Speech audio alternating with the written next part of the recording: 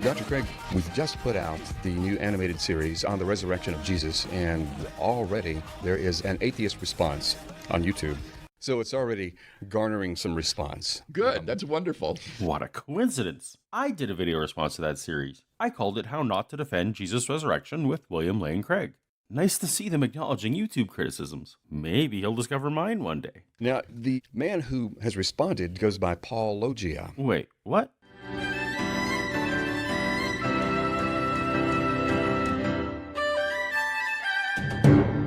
Welcome to Paulogia, where a former Christian takes a look at the claims of Christians. If you're new to the channel, take a second now to tap the subscribe button, because you're going to want to be notified about future videos in the back and forth between myself and Dr. William Lane Craig, because this is clearly just the start of something you won't want to miss. It was with utter shock and disbelief that I learned that William Lane Craig had addressed me directly in his Reasonable Faith podcast. The philosopher and apologist famously rejects all debates and formal public discussions with anyone who doesn't have a PhD in a related field, something I do not possess. In fact, the only non-PhD personality I've ever heard of Dr. Craig acknowledging is Scott Clifton back in 2011. Now, if you've already read the latter, you may or may not have noticed the condescension dripping from nearly every paragraph. This thing is so swollen with bravado and ad hominem abuse. It actually takes a moment to find the arguments, but I promise those are what I'm after. And while I think Craig's conduct here does his reputation enough of a disservice, I am more than prepared to tackle his poor reasoning and his apparent 5th grade level listening comprehension. Ouch. Well, let's see if Craig's argumentation with lay people has improved at all in the past 8 years. Now, the man who has responded goes by Paulogia. Apparently his name is Paul. I think he's from Canada. My name is Paul, and I am from Canada. Check. And he claims to be a former Christian who was even involved in youth ministry and went to Bible school. Canadian Bible College in Regina, Saskatchewan, to be precise. Though it has since relocated to Calgary and been renamed Ambrose College. I didn't just attend. I won academic awards and scholarships for being the best at everything they taught. Too bad they didn't teach better things. Who began to research the age of dinosaurs, how long ago they were on the earth, and that led to an unraveling of his faith. This is true. I was still a young Earth creationist while I was writing a graphic novel called Neozoic. Since this was a dinosaur project intended for a secular audience, I wanted to include some nods to mainstream science. As wrong as I thought they were. But even a cursory check into the evidence for an old Earth was intriguing enough to investigate further, which eventually led to abandoning young Earth beliefs, which in turn prompted a full-scale from-scratch investigation of the Bible, and many, many nuanced steps along the way. But yes, dinosaurs were the first domino. He began to read atheist material. I eventually read atheist material, but not until after I'd exhausted Christian literature.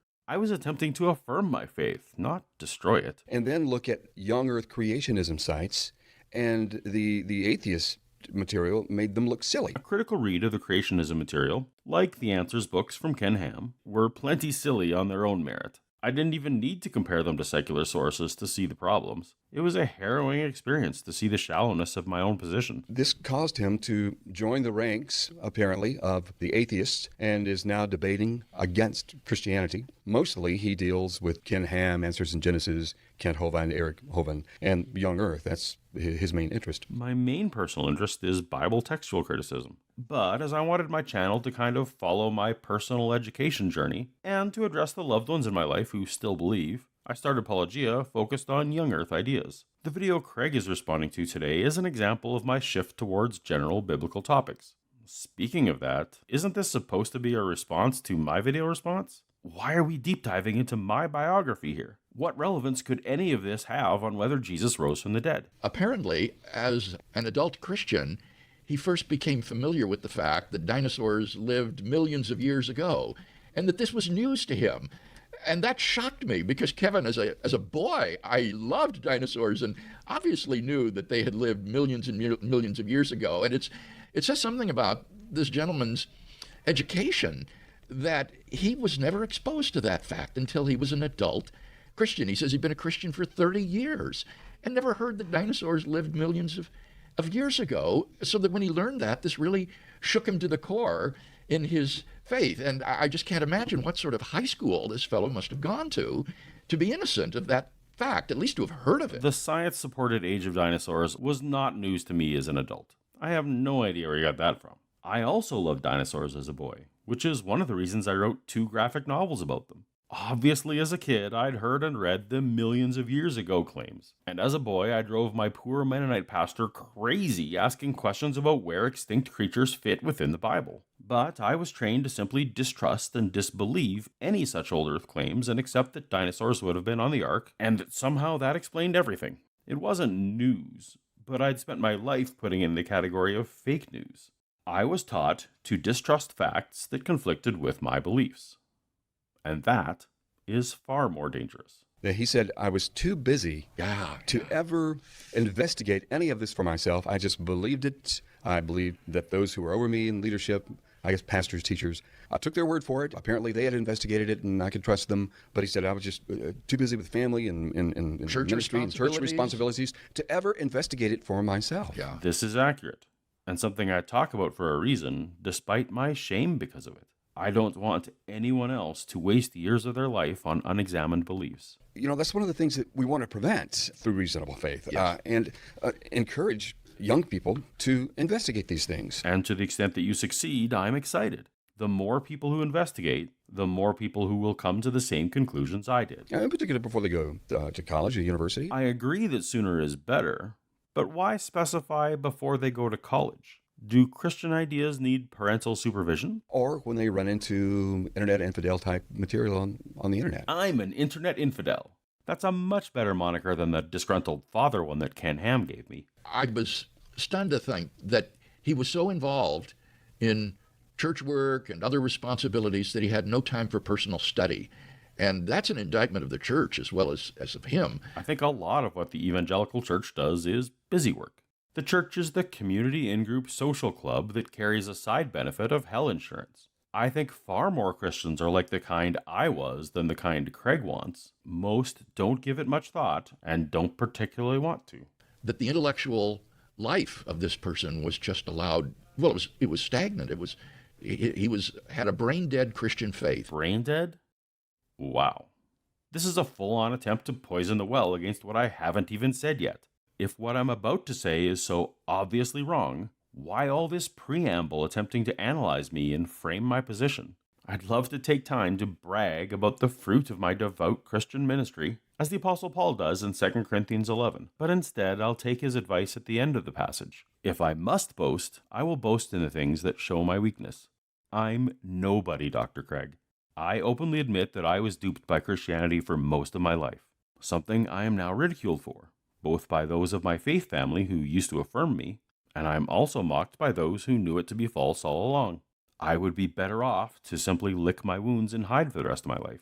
But instead, I raise my voice on YouTube as a cautionary tale, an example of what happens to a human who doesn't question what they're being told, fed, taught. And yet, here you are, one of the most educated and celebrated Christian thinkers in the Western world, renowned for having grandiose ideas, talking about me. My person, my circumstances, not my ideas. We can play some clips from this. He does his own animation. Yes, and I thought it was very interesting, Kevin, that in the animation, he doesn't appear on screen himself.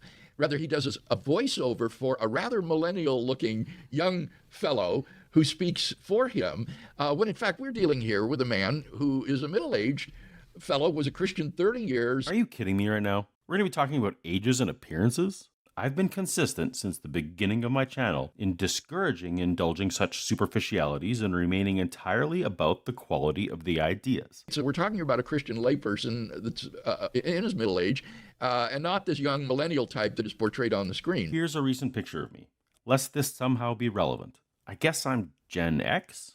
Maybe it's because I'm much closer in age to being a millennial than Craig is, but I just don't see how my scribbling looks to be a millennial.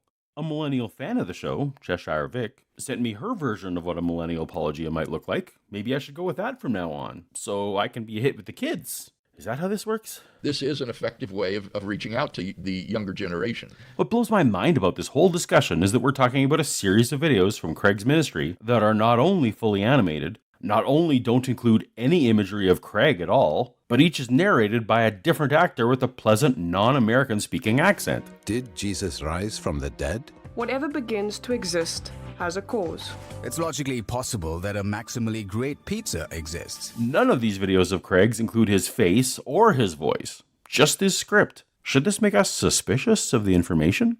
I've never mentioned any of this before, because only the ideas matter. Why is Craig bringing any of this up? This is the second person that I've run into just looking at things online who didn't discover Christian philosophy and apologetics until after they deconverted, Yes. in a sense, for the most part, and now find themselves in this new commitment, in this new worldview, joining the ranks of those who are critiquing and opposing Christianity, and now are looking at all the material. Yeah. I was still a believer when I started looking much more seriously at apologetics material like Craig's. But yes, I've continued to absorb and explore more voraciously after my deconversion than I did before. I don't want to be wrong, so it makes sense to continuously test and check and reevaluate. I'm not dogmatic about my disbelief. I'm open to all evidence and argument, and will become a Christian again tomorrow if I were to be convinced it was true. When it comes to Christian philosophy, that would have been a complete waste of time for me as a believer, because I felt my indoctrination and personal experiences made the existence of God very obvious to me. I had no need of cleverly worded syllogisms to affirm that, and when I eventually doubted, the syllogisms did nothing to encourage me. Sorry. And yet, now here I am, having a chat about philosophy and apologetics with a world-class philosopher.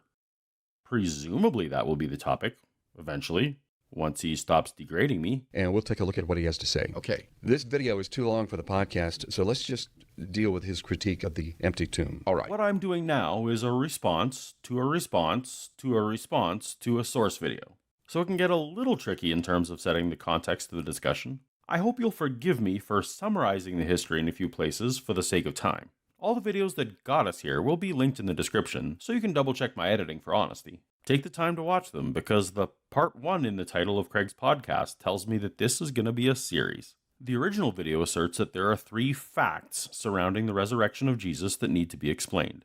The first of which, it claims, is an empty tomb, and then put up this graphic stating that the discovery that Jesus' tomb was empty is reported in no less than 6 independent sources. I started with the Corinthians passage, correctly noting that the word tomb doesn't appear at all, which seems pretty important in a proof text for a tomb. It says Jesus was buried, but that phrasing can apply equally to burial in a marked grave, an unmarked grave, or even a mass grave, the kind that nearly all Roman crucifixion victims are thrown into. The critique here shows that he is unfamiliar with my published work, which undergirds the video, and which this video presents in a summary fashion. This is a curious claim, as later in the same video I will be referencing Craig's published work. I'm familiar with it, I'm just not convinced by it. When I critique Craig's videos, it's common for Christians who object that the animations are merely summaries that require exhaustive study of Craig's written work in order to discuss. But at no point do his videos indicate that there's a greater nuance to be found or suggest where to find it. No, these videos depict the topics as quick, finite, black and white, beyond dispute, sappy answers to unworthy questions, and are designed so that a Christian will walk away feeling warm and fuzzy that an authority like Craig has investigated these complicated matters and found them to be overwhelmingly in favor of Jesus. So they should stop thinking about it and move on to whatever cat video that YouTube is recommending next. You know, the kind of take it on authority that Craig scolded me for a few minutes ago. He hides behind this "it's just the summary" excuse when his words are clearly carefully selected to avoid lying, but at the same time obfuscate actual facts. But I'm sure we'll get to some of that before the series ends. The point here is that Paul is quoting from an extremely early tradition that goes back to within the first 5 years after Jesus' death. I'm not questioning the timing, at least today. I'm questioning the content. The passage doesn't mention the tomb that you say it's an attestation to. And the 2 lines of the formula, that he was buried and he was raised, could only have been understood by a first century Jew to imply that the physical body that was in the grave was no longer there. I'm not attempting to argue non-physical resurrection, rather the nature of this grave that was no longer there. You say it was a tomb, but the passage does not. Now, the question arises then, is this the same event that is described in the Gospels as the discovery of the empty tomb? If it's up for debate whether this is even the same story, it's kind of tough to call it an attestation for said story. And what you discover is that what Paul gives in 1 Corinthians 15 in this formula is a summary, point for point, of the gospel narratives on the one hand and the apostolic preaching on the other. Even if everything Craig says here is correct, a summary cannot be an independent attestation of details not included in the summary. That Christ died, that he was buried, but not where or how he was buried. What corresponds to the second line is the burial by Joseph of Arimathea in the tomb. In Return of the Jedi, C-3PO takes some time to summarize for the Ewoks the events of the trilogy thus far, including a mention of an exploding Death Star, Han being frozen in carbonite, and escaping Jabba. These correspond with events of the films, certainly, but 3PO's summary couldn't be used as an attestation to a Wampa attacking Luke, Yoda's death, or even begin to answer the question of whether Han or Greedo shot first. Those events aren't mentioned, just as 1 Corinthians 15 doesn't mention Joseph of Arimathea. Neither we nor the Ewoks are justified in filling in details that the source doesn't provide. Infer all you want, but we cannot know what the creators of this creed believed about an empty tomb, the thing you are making strong assertions about. So that I think it is highly probable that what we have here is a summary and outline form of the principal events of Jesus' passion, his death, his burial by Joseph in the tomb, the discovery of his empty tomb, and then his post-mortem appearances. I think it is highly probable that 1 Corinthians 15 is an outline form summary about Jesus, is a mile away from your claim in your video that 1 Corinthians actually records an empty tomb. When an event is recorded by two or more unconnected sources, it does not. Continuing the video, I went on to the Acts passage Craig holds up, which talks about King David's full tomb, but similarly makes absolutely no reference at all to Jesus' tomb, full or empty. I think it's very clear that there is a contrast drawn by Peter between the tomb of David and the tomb of Jesus. He says, David died, he was buried, and his tomb is with us to this day. But this Jesus, God raised up. And I think that that is an indication of the empty tomb. And as I say, any first century Jew would have understood that to mean that that tomb would have been empty. I'm sorry, Dr. Craig. Again, your original video listed this passage specifically as one that records the fact of an empty tomb. It specifically does not record this. If your original video had said, I personally think this passage is an unexpressed literary indication of an empty tomb belief, as you do now, I'd have had no complaint. The truth is, you are overstating your position in these summaries, and when I happen to know enough to call out your imprecise language, you cover that up by questioning my intellect. Now, is this an independent source from the traditions in the Gospel of Luke? Yes, and the argument here is not that the book of Acts is independent from the Gospel of Luke, but rather that in writing the book of Acts, Luke drew upon the traditions of the early apostolic preaching. The idea that the same author used one set of apostolic traditions for his first book, and for some reason used an entirely different and independent set of apostolic traditions for his second book, seems unrealistic, unwarranted, and a bit of a stretch. As this is a bit of a tangent related to the empty tomb, please see my Are the Gospels Independent Sources video for more. And so what we have here is a pre-Lucan source, namely the early apostolic preaching upon which Luke drew in writing the book of Acts. Christians should note here that Craig does not go so far as to claim that the author of Acts was himself an eyewitness to any of these events. That is not backed by evidence, nor would it play to his point. There are gems of intellectual honesty that I like in Craig's work that probably would have upset the Christian that I was. And this apostolic preaching is arguably extremely early. Arguably early, which also means arguably late.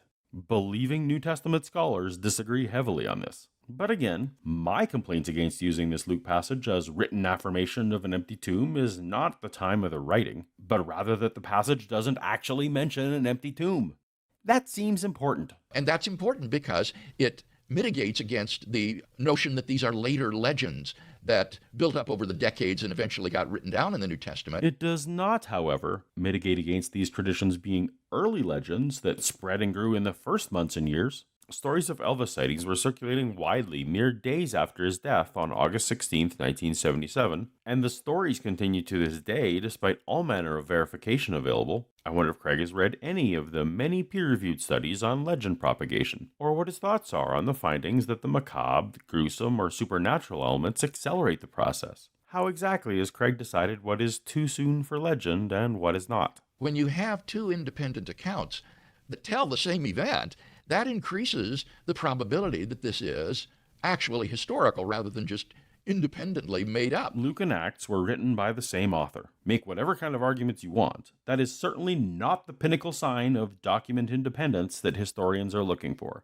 Different authors would be high up on that independent source wish list. Okay, continuing. These can no more be considered independent sources than a Harry Potter book, Harry Potter movie, and Harry Potter video game could be considered independent sources for the existence of Hogwarts School of Magic. The movie and the video game are obviously adaptations of the original book, so are useless to corroborate it. Now here we see again his misunderstanding of New Testament scholarship, as well as his unfamiliarity with the published material that the video summarizes. Matthew, Mark, and Luke are not independent of one another. This is an excellent admission that may not be welcome to some Christians. Thank you for that. But there are sources upon which these evangelists drew in writing their Gospels that are independent of one another. Just to give one example, in addition to Mark's Gospel, Luke and Matthew seem to share an independent source that scholars refer to as Q. And this seems to have been a sayings source of Jesus' teachings. It wasn't a record of historical events like the Gospels, but rather it was a record of Jesus' teachings or sayings. And this seems to have been employed by Matthew and Luke to supplement what they learned from Mark. The hypothetical Q source. By Craig's admission, it is only a record of Jesus' quotes and sayings and not a narrative. Remember here that I'm talking about the source independence precisely and only in the context of an empty tomb. As none of the sayings of Jesus are remotely related to the empty tomb, the non-empty tomb portions of the book may have used independent source Q is entirely irrelevant to today's discussion. Despite the places where authors of Matthew and Luke changed and expanded upon Mark's version of the empty tomb narrative, all iterations of this story are clearly adapted from a single, generally unified tradition, which Craig will affirm. And then Mark himself draws upon a pre-Markan passion story for his account of the final week of Jesus' death. All you have said here is that the author of Mark was a middleman who didn't witness the events himself, so that when the authors of Luke and Matthew copied Mark verbatim, they were really copying the source Mark used rather than Mark himself. This doesn't add any independence. And this pre-Markan passion story is one of the earliest sources behind the New Testament, comparable to the tradition that Paul hands on in 1 Corinthians 15. We're not talking about dating here. We're talking about independence. Putting the church's passion narrative tradition even earlier and as entrenched as the 1 Corinthians 15 creed is said to be, means it's even less likely that the other empty tomb sources could be considered independent or uninfluenced by it. So our critic here is simply unfamiliar with the way New Testament criticism operates. I've become very familiar with how it works. A seemingly endless series of post hoc rationalizations to uphold a position held for other reasons. Though I greatly appreciate that Craig acknowledges the realities of the text. They are not from eyewitnesses, they are not inerrant, they contain passages that are likely not literal events, and they are derived from second-hand sources. All these things Craig affirms with me. We just differ on conclusions to be drawn. We do indeed have independent sources in L, M, and the pre-Markan passion story for the empty tomb of Jesus. Pre-Mark is indistinguishable from Mark. When it comes to the empty tomb narrative specifically, L gives every appearance to be merely the theological embellishments to Mark made by the author of Luke, and M the embellishments to Mark made by Matthew. Both Craig and I go deeper into this in my recent Are the Four Gospels Independent Sources video, linked in the description. And Bill, all that about Harry Potter, that's a meme. That gets passed around a lot. I wasn't sure I'd ever come across someone who disliked memes as much as I do, but as we'll see, I think Craig is in the running. That's thrown against the Christian faith, saying that the Bible's no more evidence for Jesus than the Harry Potter series and video games are evidence for the School of Hogwarts. You know, And that's question begging because he's chosen deliberately an example which everybody knows to be fiction. So it's and a that's different begging genre. the question it's against the Gospels. Begging the question is when the conclusion is assumed in one of the premises. If you've seen my videos on Craig's ontological argument, you'll know that he's very familiar with this tactic and uses it liberally in his work. His hand-waving and obfuscation about fiction versus history allowed him to either miss or deliberately avoid the actual point of my comparison: literary dependence, not truth. Perhaps I should have chosen the movie Apollo 13, which was based on the 1994 book Lost Moon, which was, in turn, based on various historical sources about the Apollo 13 mission. We don't get to say that the 1995 movie counts as a brand new additional independent corroborative source as to what transpired in space in 1970. We understand that elements in the movie, not found in the book or historical documents, might have come purely from the storytelling goals of director Ron Howard. But would the Apollo 13 example also have been begging the question of the historical accuracy of the Bible? Because I'd have chosen an example everyone knows to be historical. Not at all. We're talking about source dependence here. And he needs to deal with the fact that in the Gospels we do have these independent historical sources attesting to certain facts, which have led most scholars to think that these are indeed historical. All right, here's the first appeal to most scholars, a term that I find apologists to be somewhat loose with. Are we talking about most Christian theology scholars? New Testament scholars? Secular history scholars? What group exactly? Where can I find this list of which scholars think what? Historians don't declare the Gospels as a block to be historical or not. They examine the evidence piece by piece, claim by claim, the certain facts that Craig just spoke of. Specifically, this whole video is supposed to be about the single claim of an empty tomb. I've put out this challenge before, and I'll ask it again of Dr. Craig. Please let me know of a single non-Christian scholar who will affirm that this specific empty tomb claim is historical. Just one. I'm waiting.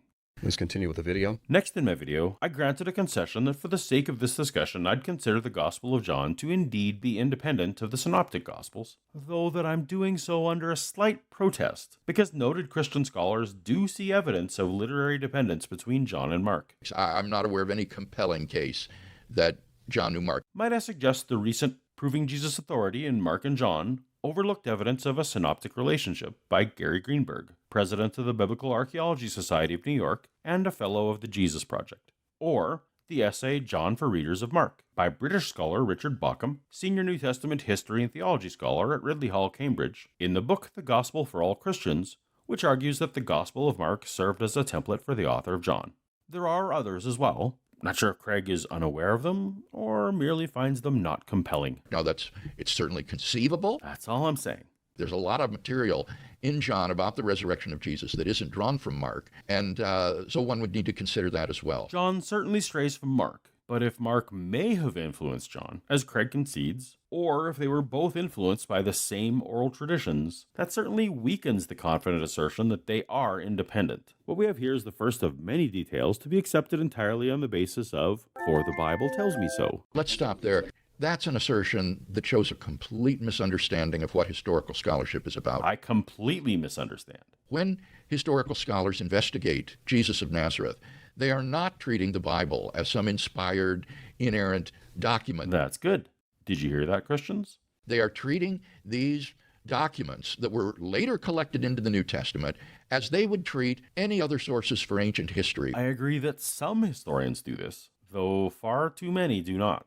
I'm glad this is a position you endorse. And they're asking the question of Jesus of Nazareth, the very same question they would ask of Julius Caesar or Alexander the Great. Did Caesar really cross the Rubicon to attack Rome? Did Alexander actually carry out this and that campaign? They would also ask if Julius Caesar was really a descendant of the goddess Venus or the war god Mars, or if Julius Caesar himself was a god. There is historical evidence for all of these claims. Similarly, we have historical evidence that the Alexander the Great who crossed the Rubicon also claimed to be the descendant of Achilles and Zeus. Do historians not evaluate these claims as well? Some claims rise to the level of historically probable, others do not. Wasn't it you who was arguing that each must be evaluated separately? And the fact that this gentleman apparently thinks that's the way New Testament scholarship operates is evidence, Kevin, of his complete lack of understanding of how New Testament historians approach their subject. I'm afraid it's you, Dr. Craig, who lacks an understanding of the difference between biblical and extra-biblical sources. I say, for the Bible tells me so, when a claim comes entirely from the pages of the Bible and cannot be corroborated with any contemporary extant sources outside of the Bible. Quite literally, for the Bible tells me so. When it comes to the so-called empty tomb, this is not in dispute by any scholar I've ever heard of. Please correct me if I'm wrong, but nowhere in your videos or scholarly books provide an example of documentation for the empty tomb outside of the pages of the Bible. Again, quite literally, for the Bible tells me so. I don't see how I'm the one who fails to understand here. I think you're just prejudiced against my argument being set to the music of a haunted ice cream truck. Well, throughout this video, you're going to hear that little musical passage, for the Bible tells me so, for the Bible tells me so. Very unfortunate. See? He doesn't like the tune. It's not like I wrote it. I learned it in Sunday school. All right, Bill, let's pick it up right there next time. Ooh, there's gonna be a next time. Be sure to subscribe today so you don't miss my next response to Craig's next response to my response to Craig's video on the resurrection of Jesus. You don't want to miss it. Until next time.